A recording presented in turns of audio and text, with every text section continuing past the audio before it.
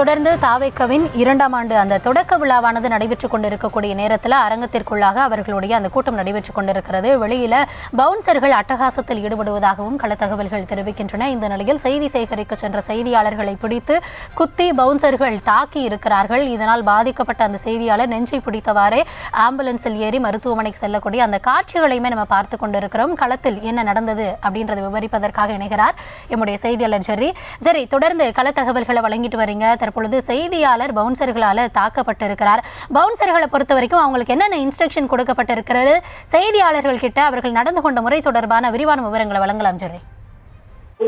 வணக்கம். தமிழக வெற்றிக் கழக 2ஆம் ஆண்டு துவக்க விழா காலை சரியாக 10 மணியிலிருந்து நடைபெற்று வருகிறது. இந்த நிகழ்ச்சி பொறுத்த வரைக்கும் அரங்கிற்குள்ளே பாஸ் வைத்திருப்பவர்களுக்கு அனுமதி அளிக்கப்படுகிறது.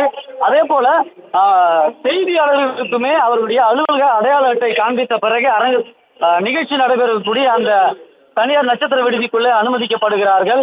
இருப்பினும் அரங்கத்திற்குள்ளே செய்தியாளர்கள் மட்டுமே அனுமதிக்கப்படுவார்கள் என்று முன்னதாகவே கூறப்பட்டது. ஒளிப்பதிவாளர்கள் வெளியே நிற்கப்படுவார்கள் என்றும், உள்ளே அரங்கத்திற்குள்ளே விழாவை முழுவதுமாக செய்தி சேகரிப்பதற்காக செய்தியாளர்கள் மட்டும் அனுமதிக்கப்பட்டு வருகிறார்கள். அந்த வகையில காட்சி ஊடகங்கள், அச்சு ஊடகங்கள் என பலதரப்பட்ட ஊடகங்கள் இருக்கக்கூடிய செய்தியாளர் அரங்கத்திற்குள்ளே சென்று செய்திகளை சேகரித்து வருகின்றனர். இந்த நிலையில உள்ளே செல்வதற்கு முயற்சி செய்த தனியார் பத்திரிகையினுடைய செய்தியாளர் ஒருவரை பவுன்சர்கள் மார்பு பகுதியிலே தாக்கியதாகவும், அவர் நிலைகுலைந்து கீழே தடுமாறி விழுந்து நெஞ்சு வலியால் துடிதுடித்ததாகவும் கூறப்படுகிறது. உடனடியாக ஆம்புலன்ஸுக்கு அழைப்பு விடுத்து அவரை மருத்துவமனைக்கு அழைத்து சென்றுள்ளனர். அதே போல சற்று நேரத்துக்கு முன்பாக கூட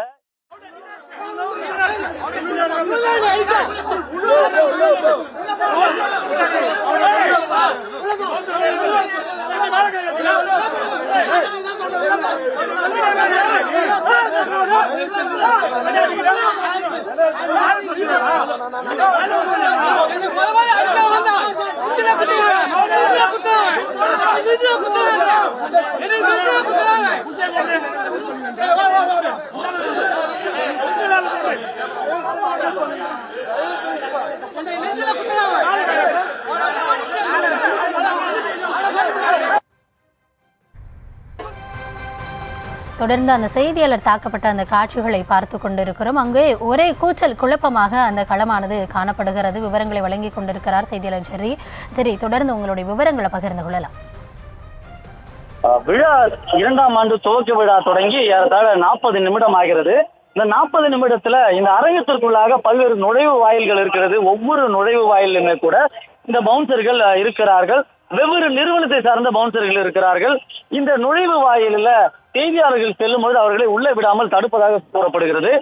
நிகழ்ச்சியை பொறுத்த வரைக்கும் நிர்வாகிகள் செல்வதற்கு மூன்று விதமான அடையாள அட்டைகள் வழங்கப்படுகிறது. செய்தியாளர்கள் பொறுத்த வரைக்கும் அலுவலகத்தினுடைய அடையாள அட்டை காண்பித்தாலே போதும் என்றும் முன்னதாகவே PRO தரப்பு கூறப்பட்டது. அதன் அடிப்படையில் அரங்கத்துக்கு இந்த தனியார் நட்சத்திர விடுதிக்குள் ஒளிப்பதிவாளர் செய்தியாளர்கள் அனுமதிக்கப்பட்டாலும் விழா அரங்கத்திற்குள்ளே செய்தியாளர்கள் மட்டுமே அனுமதிக்கப்படுவார்கள் என்று கூறப்பட்டது. அதே போல காட்சி ஊடகம், அச்சு ஊடகம் உள்ளிட்ட செய்தியாளர்கள் உள்ளே சென்று செய்திகளை சேகரித்து வருகின்றனர். இந்த நிலையில உள்ளே செல்ல முயற்சித்த ஒரு தனியார் பத்திரிகையினுடைய செய்தியாளர் பவுன்சர்களால் தாக்கப்பட்டு நிலைகுலைந்து கீழே விழுந்து அவர் நெஞ்சு வலியால் தற்பொழுது ஆம்புலன்ஸ் வர வைக்கப்பட்டு மருத்துவமனைக்கு அழைத்து செல்லப்பட்டிருக்கிறார். அதற்கு தொடர்ச்சியாக ஒவ்வொரு நுழைவு வாயிலுமே கூட இந்த பவுன்சர்களுடைய அட்டகாசம் அதிகமாகவே இருப்பதாக குற்றச்சாட்டு இருந்து வருகிறது. செய்தியாளர்கள் மட்டுமல்ல, முன்னணி நிர்வாகிகளிடமும் இதே போன்றுதான் நடந்து கொள்வதாகவும் குற்றச்சாட்டுகள் இருந்து வருகிறது.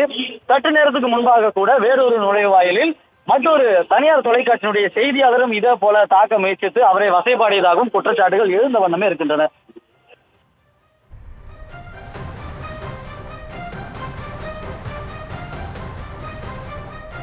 தாவேக்கவின் துவக்க விழாவில் செய்தி சேகரிக்க சென்ற செய்தியாளர் தாக்கப்பட்ட சம்பவம் அங்கு அதிர்ச்சியை ஏற்படுத்தி இருக்கிறது. அது தொடர்பான அந்த காட்சிகளையும் பார்த்தோம். களத்தில் என்ன நடந்தது போன்ற விவரங்களை வழங்கினார் எம்முடைய செய்தியாளர் ஜெரி. தற்போதைய விவரத்திற்கு நன்றி.